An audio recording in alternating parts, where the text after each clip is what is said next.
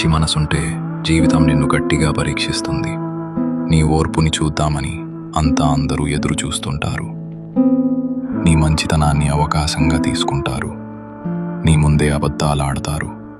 నీకు అవసరమైనప్పుడు మాయమైపోతారు. ఆ క్షణం గుండె లోతుల్లో బాధగా ఉంటుంది. నువ్వు ఎప్పుడూ అందరి కోసం ఉంటావు, అది నీ సహజ గుణం.